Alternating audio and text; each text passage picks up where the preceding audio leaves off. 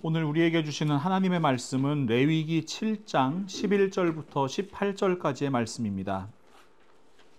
제가 하나님의 말씀을 봉독하겠습니다. 여호와께 드릴 화목제물의 규례는 이러하니라. 만일 그것을 감사함으로 드리려면 기름 섞은 무교병과 기름 바른 무교전병과 고운 가루에 기름 섞어 구운 과자를 그 감사제물과 함께 드리고 또 유교병을 화목제의 감사제물과 함께 그 예물로 드리되 그 전체의 예물 중에서 하나씩 여호와께 거제로 드리고 그것을 화목제의 피를 뿌린 제사장들에게로 돌릴지니라. 감사함으로 드리는 화목제물의 고기는 드리는 그날에 먹을 것이요 조금이라도 이튿날 아침까지 두지 말 것이니라. 그러나 그의 예물의 제물이 서원이나 자원하는 것이면 그 제물을 드린 날에 먹을 것이요 그 남은 것은 이튿날에도 먹되 그 제물의 고기가 셋째 날까지 남았으면 불사를 지니 만일 그 화목제물의 고기를 셋째 날에 조금이라도 먹으면 그 제사는 기쁘게 받아들여지지 않을 것이라. 드린 자에게도 예물답게 되지 못하고 도리어 가증한 것이 될 것이며 그것을 먹는 자는 그 죄를 짊어지리라. 아멘. 오늘 추수감사주일인데요. 우리 한번 마음 다해 고백하면 좋겠습니다. 하나님 감사합니다. 하나님 감사합니다. 우리 서로에게도 한번 감사의 마음을 좀 표시하면 좋겠어요. 오늘 또 이렇게 구성전이죠. 우리 캐롤 예배당을 열어주신 우리 집사님 네 분, 또 우리 늘 우리 교회를 위해서 또 수고하고 헌신하시는 우리 서로를 위해서 한번 감사의 인사를 하면 좋겠습니다. 감사합니다. 수고하셨습니다. 감사합니다. 네, 참 감사한 날입니다. 제가 추수감사주일 예배 설교를 준비하면서 이 감사에 대해서 좀 깊이 묵상하는 시간을 또 가졌거든요. 그러다가 문득 제가 깨달은 바가 있어요. 제가 하루 종일 하는 말 중에서 제일 많이 하는 말이 감사의 말이라는 거예요. 땡큐라는 말을 제가 제일 많이 하더라고요. 제가 주중에 일을 하잖아요. 근데 제가 하루에 평균적으로 한 20개에서 뭐 25개 정도 그 정도 배달을 하거든요. 근데 이제 뭐 음식이나 물건 이렇게 받으면서 그 직원분들한테도 제가 감사하다는 얘기를 늘 하고 또 고객한테 이렇게 전달해 주면서도 감사하다는 이야기를 하고 또 이렇게 드나들면서 문 잡아준 사람한테도 감사하다는 얘기를 하고 또 이렇게 그 차 이렇게 좀 양보해 주는 사람한테도 항상 땡큐 이게 감사하다는 이야기를 하고 뭐 어떨 때는 정말 하루에 100번 넘게 땡큐 할 때도 있는 것 같아요. 많이 하다 보니까 어떨 땐 좀 이게 습관적으로 하는 게 아닌가 이런 생각이 들 때도 있는데 늘 정말 마음을 담아서 감사를 전하기 위해서 좀 노력을 하는 편입니다. 또 생각해 보니까 제가 감사를 표현하는 것만큼 감사 인사를 많이 받는 사람이더라고요. 뭔가를 전달해 줬을 때 늘 땡큐라는 이야기를 듣고 또 그런 감사를 많이 주고 또 많이 받을 수 있는 일을 하고 있다는 것 자체가 참 감사하게 느껴지는 한 주였습니다. 여러분 감사 많이 하고 계세요? 네. 아멘이 약한데. 다음 여러분 하나님께서 말씀하시는 감사란 무엇인가? 혹시 여러분 성경을 읽으시면서 이 하나님 말씀인 성경에서 감사라는 표현이 제일 먼저 등장하는 구절이 어딘지 아십니까?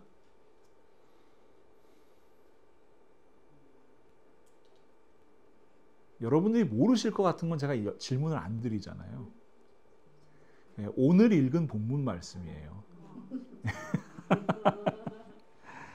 자, 레위기 7장 11절과 12절 말씀을 제가 다시 한번 읽어드릴게요. 여호와께 드릴 화목제물의 규례는 이러하니라. 만일 그것을 감사함으로 드리려면 기름 섞은 무교병과 기름 바른 무교전병과 고운 가루에 기름 섞어 구운 과자를 그 감사제물과 함께 드리고, 여기에서 감사라고 번역된 히브리어 단어 토다는요, 감사, 또 고백, 감사제물, 감사찬송 뭐 이런 의미로 여러 사용되는 단어입니다. 이 단어는 성경에서 오늘 읽은 레위기 7장 12절 말씀에 처음으로 기록되어 있는데요. 이 말씀은 하나님께 드리는 화목제물에 대한 규례입니다. 하나님께서는 화목제를 어떻게 드려야 하는지 말씀해 주시면서 처음으로 감사에 대해서 언급하시는 거예요. 감사함으로 드리는 제사가 바로 화목제라고 말씀하시는 겁니다. 그러니 여러분, 감사는 곧 제사요, 예배입니다. 하나님께서 원하시는 감사는 하나님께 올려드리는 예배입니다. 감사가 예배라는 사실을 알아야 우리는 진정한 감사를 드릴 수 있어요. 우리는 보통 언제 감사하지요? 내가 잘 되면, 나의 뜻이 이루어지면, 나의 욕망이 이루어지면 보통 감사합니다. 나에게 좋은 일이 있어야 감사합니다. 그런데 여러분, 예배는 어때요? 나의 뜻이나 나의 욕망을 이루기 위한 것이 예배인가요? 아니에요. 예배는요, 하나님의 뜻이 이루어지는 것입니다. 마태복음 6장 9절에서 10절 말씀을 함께 보시면, 그러므로 너희는 이렇게 기도하라. 하늘에 계신 우리 아버지여, 이름이 거룩히 여김을 받으시오며 나라가 임하시오며 뜻이 하늘에서 이루어진 것 같이 땅에서도 이루어지이다. 하나님 말씀 앞에서 나의 뜻을 꺾는 게 예배예요. 마가복음 14장 36절 말씀, 예수님께서 이렇게 기도하십니다. 이르시되 아빠 아버지여, 아버지께는 모든 것이 가능하오니 이 잔을 내게서 옮기시옵소서. 그러나 나의 원대로 마시옵고 아버지의 원대로 하옵소서. 사랑하는 성도 여러분, 이것이 예배자의 마음입니다. 이것이 그리스도인의 마음입니다. 우리가 하나님 앞에 드려야 할 예배는 이런 것입니다. 그렇다면 감사는요? 나의 뜻 이루어지는 것에만 감사하는 것이 아니라요, 하나님의 뜻이 이루어지는 것에 감사해야 하는 겁니다. 우리가 어떤 상황 가운데서도 하나님께 감사해야 되는 이유가 여기 있어요. 우리는 하나님의 뜻대로 예수 그리스도의 십자가 사랑으로 구원받은 성도들이기 때문입니다. 요한일서 2장 1절과 2절 말씀입니다. 나의 자녀들아, 내가 이것을 너희에게 씀은 너희로 죄를 범하지 않게 하려 함이라. 만일 누가 죄를 범하여도 아버지 앞에서 우리에게 대언자가 있으니 곧 의로우신 예수 그리스도시라. 그는 우리 죄를 위한 화목제물이니 우리만 위할 뿐 아니요 온 세상의 죄를 위하심이라. 하나님께서 우리를 구원하시기 위해 예수 그리스도를 이 땅에 보내셨습니다. 우리를 구원하시는 것이 하나님의 뜻입니다. 하나님께서 우리를 살리시기 위해 십자가에서 예수 그리스도를 죽게 하셨습니다. 우리를 살리시고 우리에게 생명 주시는 것이 하나님의 뜻이기 때문입니다. 예수님께서는 기꺼이 하나님의 뜻을 이루시기 위하여 화목제물이 되셨습니다. 우리를 살리시고 우리를 하나님 자녀 삼으시려는 하나님의 놀라우신 계획, 그 구원 계획이 이 땅 가운데 이루어졌습니다. 그러니 구원을 받은 성도라면, 그리스도인이라면 감사해야 합니다. 로마서 12장 1절에서 사도 바울은 이렇게 고백합니다. 그러므로 형제들아, 내가 하나님의 모든 자비하심으로 너희를 권하노니 너희 몸을 하나님이 기뻐하시는 거룩한 산제물로 드리라. 이는 너희가 드릴 영적 예배니라. 우리의 삶을 하나님께서 기뻐하시는 거룩한 산제물로 드리는 것, 이것이 바로 하나님께서 말씀하시는 감사입니다. 다음으로 여러분 꼭 기억하셨으면 좋겠어요. 하나님께서 원하시는 감사는 나눔의 잔치입니다. 여러분 기억하시죠? 화목제, 우리 레위기 강해 설교할 때 화목제 한 다음에 부제를 붙였었는데 혹시 기억하세요? 나눔의 제사라는 부제가 붙었었어요. 자, 화목제를 드리는 방법은 이래요. 어떤 사람이 화목제를 드리고 싶으면요, 소나 양이나 염소를 이렇게 끌고 옵니다. 제사장에게. 그러면 그것을 잡아요. 그 다음에 어떻게 하느냐? 배를 갈라서 그 동물의 이 내장 지방 있잖아요. 내장 옆에 있는 붙어 있는 지방들, 그 다음에 기름기 있는 부분들을 싹 점여내요. 그런 다음에 그 기름을 어떻게 해요? 번제단에 가지고 가서 하나님께 태워서 올려드립니다. 그것이 하나님께 향기로운 냄새라고 말씀하세요. 자, 제물에서 지금 기름기, 지방을 다 떼냈잖아요. 그러면 제물에서 뭐가 남아요? 네, 고기가 남습니다. 그럼 그 고기 어떻게 해요? 고기를 제사를 드린 제사장들, 그 다음에 제사하기 위해서 찾아온 이 헌제자가 함께 나누어 먹어야 합니다. 그런데 화목제물을 드리는데 아주 중요한 규례가 있어요. 오늘 본문 15절 말씀 보세요. 감사함으로 드리는 화목제물의 고기는 드리는 그날에 먹을 것이요 조금이라도 이튿날 아침까지 두지 말 것이니라. 고기를 어떻게 하래요? 그날 다 먹어야 돼요. 다음 날까지 남겨두면 안 돼요. 심지어 오늘 본문 18절 말씀 보시면 기한이 지나서 화목제물의 고기를 먹으면 하나님께서 그 제사를 기쁘게 받지 않으시고 예물이 아니라 가증한 것, 우상 앞에 드린 것이 되어버리고 그것을 먹는 자는 죄를 짊어질 것이라고 말씀을 하시는 거예요. 자, 어떤 사람이 소를 화목제물로 드리려고 데려왔어요. 큰 감사의 제목이 있어서 소를 한 마리 끌고 왔습니다. 뭐 옛날 소는 지금 소보다 좀 마르긴 했겠죠. 근데 요즘에 제가 찾아보니까 소 한 마리 잡으면 먹을 수 있는 고기가 한 800파운드 정도 나온대요. 여러분, 아무리 잘 잡수는 분도요, 하루에 고기 800파운드 도저히 먹을 수가 없어요. 먹방 유튜버들 데려와도 그거는 못 먹는 거예요.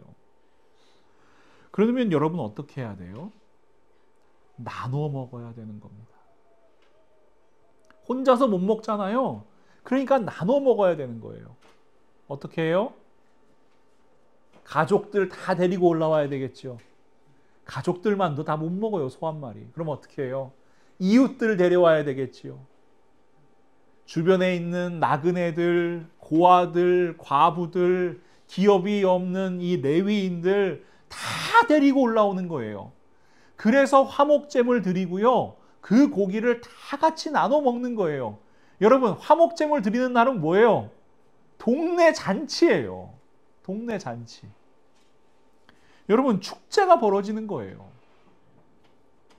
그런데 여러분, 오늘 본문을 읽으시다 보면 대단히 독특한 표현이 하나 등장하거든요. 레위기 7장 13절 말씀입니다. 또 유교병을 화목제의 감사제물과 함께 그 예물로 드리되. 유교병, 그러니까 누룩 넣은 떡을 예물로 드리라고 말씀을 하시는 거예요. 여러분, 유교병을 예물로 드려라, 제물로 드려라 하는 표현은 성경 전체를 통틀어서 딱 이곳에만 등장하는 표현입니다. 여러분 보통 어떻게 알고 계세요? 유교병은 제물로 드릴 수 있습니까? 없습니까? 못 드려요. 여러분, 하나님께서 말씀하시거든요. 레위기 2장 11절 말씀, 출애굽기 23장 18절 말씀, 제가 한번 읽어볼게요. 너희가 여호와께 드리는 모든 소제물에는 누룩을 넣지 말지니, 무교병을 드리란 말씀이에요. 너희가 누룩이나 꿀을 여호와께 화제로 드려 사르지 못할지니라. 너는 내 제물의 피를 유교병과 함께 드리지 말며 내 절기 제물의 기름을 아침까지 남겨두지 말지니라. 여러분, 고운 가루, 떡, 과자, 전병 이런 걸로 드리는 제물을 소제라고 하거든요. 그 소제물에 뭐 넣지 말라고 그러세요? 누룩 넣지 말라고 말씀하세요. 유교병 드리면 안 된다고 말씀하세요. 근데 오늘 말씀에는요, 유교병을 드리라고 말씀하시네요. 여러분, 이 말씀을요, 율법으로 읽으면, 야, 하나님 참 까다로운 분이시다. 아니, 이렇게 하면 이렇게 정하시고 저렇게 하면 저렇게 정하시지, 이거 왜 왔다 갔다 해서 헷갈리게 만드시나, 이런 생각이 드실 수 있어요. 그런데 여러분, 이 말씀을요, 나눔의 제사인 화목제로 읽으시고요, 감사의 말씀으로 읽으시고요, 은혜의 말씀으로 읽으시면요, 하나님 아버지의 마음이 보이는 거예요. 여러분, 어떤 마음이에요? 자식들이 아버지 앞에 나와서 맛있는 거 나눠 먹고 함께 즐거워하고 함께 기뻐하고 함께 감사하면 좋겠다는 아버지의 마음인 거예요. 여러분, 누룩 넣지 않은 무교병 맛있을까요? 맛없어요. 뻑뻑해요. 딱딱해요. 먹어도 목매여요. 여러분, 감사함으로 화목제 드리러 지금 나왔잖아요. 그 자녀들, 하나님의 자녀들, 하나님 앞에서 만난 무교병 먹으라고 말씀하시는 거예요. 맛있는 유교병, 부풀어서 말랑말랑한 유교병, 고기랑 같이 마음껏 먹고 기뻐하라는 거예요. 그런데 말씀하시는 거죠. 맛있는 거 혼자 먹지 말라고요. 온 가족이 함께 먹고 이웃들이 함께 먹고 사회적 약자들도 함께 먹으라고요. 다 함께 나눠 먹으라고요. 감사함이 넘치게 하라고요. 여러분, 이것이 바로 우리 하나님 아버지의 마음입니다. 오늘 추수감사주일 잔치잖아요. 그래서 여러분, 오늘 성찬을 나눌 텐데 성찬에 나눌 떡을 제가 좀 특별한 걸 준비해 봤습니다. 여러분, 제가 여러 번 말씀드렸는데 만나가 무슨 맛이라고요? 너무 약과 맛이라 그러시면 안 돼요. 만나는 출애굽기 말씀하고 민수기 말씀을 보시면 기름과 꿀을 섞은 과자 맛이에요. 근데 마침 여러분, 한국에는요, 유밀과 기름 유자, 꿀밀자, 과자 과자 그래가지고 이 기름하고 꿀로 만든 과자, 이 유밀과라는 게 있는데 그 유밀과에서 제일 대표적인 게 뭐냐면 약과예요. 기름하고 꿀로 만든 과자. 그래서 오늘은 약과를 성찬떡으로 준비했습니다. 그래서 우리가 하늘 양식, 만나를 미리 맛보는 시간을 가졌으면 좋겠어요. 나눔과 사랑과 기쁨이 우리 가운데 충만했으면 좋겠습니다. 만난 거 먹고 즐거워하라는, 함께 즐거워하라는 우리 하나님 아버지의 마음을 깊이 경험하는 시간이 됐으면 좋겠습니다. 사도 요한은 이렇게 선포해요. 요한일서 4장 10절에서 12절 말씀. 사랑은 여기 있으니 우리가 하나님을 사랑한 것이 아니요 하나님이 우리를 사랑하사 우리 죄를 속하기 위하여 화목제물로 그 아들을 보내셨습니다. 사랑하는 자들아, 하나님이 이같이 우리를 사랑하셨은즉 우리도 서로 사랑하는 것이 마땅하도다. 어느 때나 하나님을 본 사람이 없으되 만일 우리가 서로 사랑하면 하나님이 우리 안에 거하시고 그의 사랑이 우리 안에 온전히 이루어지느니라. 화목제물이신 예수 그리스도로 말미암아 구원받은 우리들 서로 사랑해야 합니다. 우리가 서로 사랑할 때 하나님께서 우리와 함께 계십니다.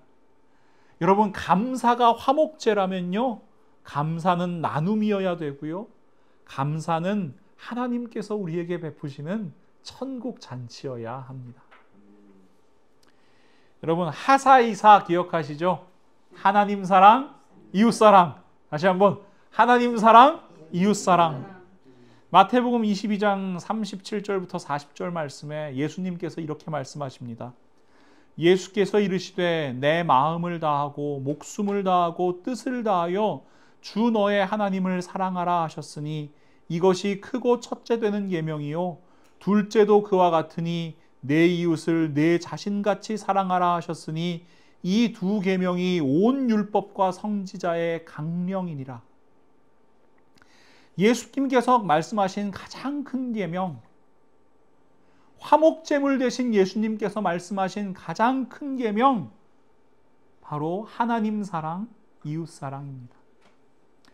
그래서 여러분, 화목제는요, 하나님 사랑과 이웃 사랑이 딱 만나는 지점에 드려지는 제사인 거예요.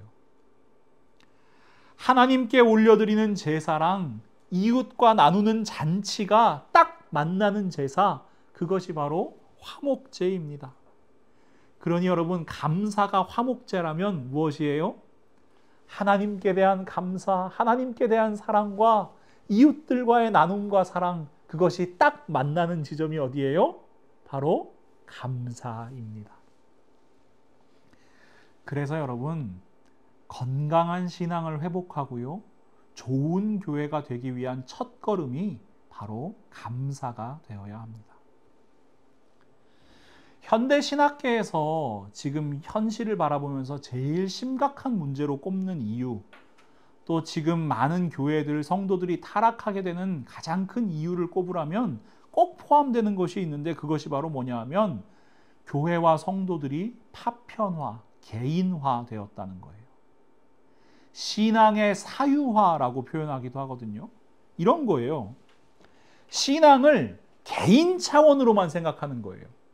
개교의 차원으로만 생각하는 거예요. 그러면 어떤 일이 벌어지느냐? 자, 이웃이 핍박받아요. 이웃이 고통받아요. 이웃이 지금 힘들어해요. 상관없어요. 나만 잘 되면 돼요. 나만 잘 먹고 잘 살면 돼요. 나만 복 받으면 문제 없는 거예요. 나만 감사의 제목이 가득하면 아무 상관없다고 생각하는 거예요. 교회도 마찬가지죠. 우리 교회, 내가 다니는 교회만 멀쩡하면 상관없는 거예요. 다른 교회들은 뭐 어려움을 겪든 말든 상관없는 거예요.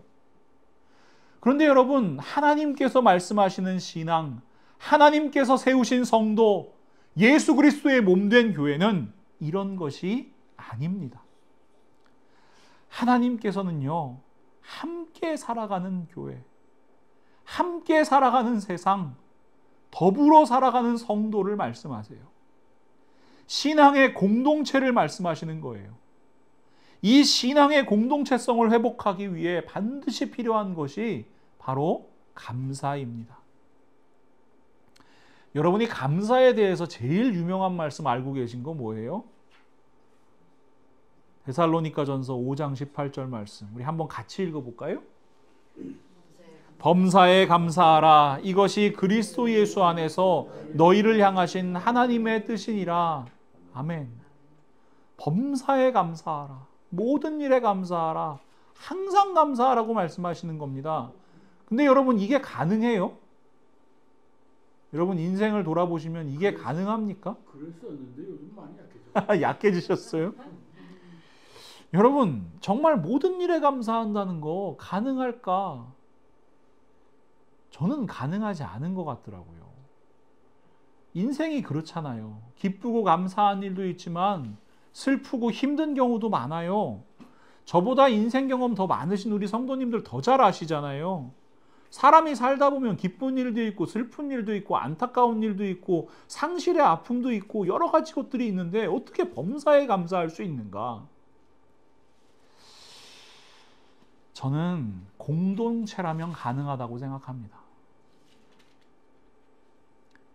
나에게는 지금 감사할 제목이 없는 것 같아요. 근데 옆을 돌아보니까 아무개가 이번에 너무 잘 됐대.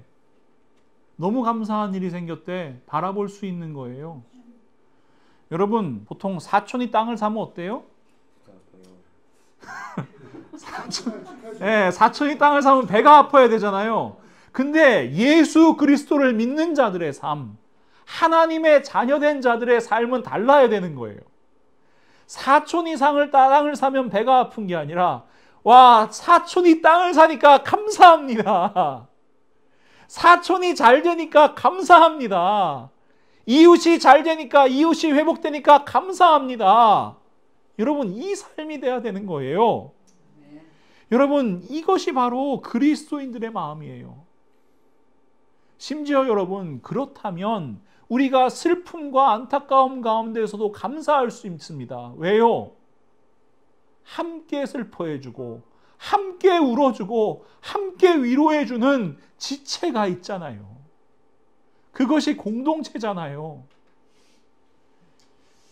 그래서 여러분, 사도 바울은 이렇게 선포합니다. 로마서 12장 15절 말씀, 우리 이 말씀도 한번 함께 읽으며 마음에 새기지요.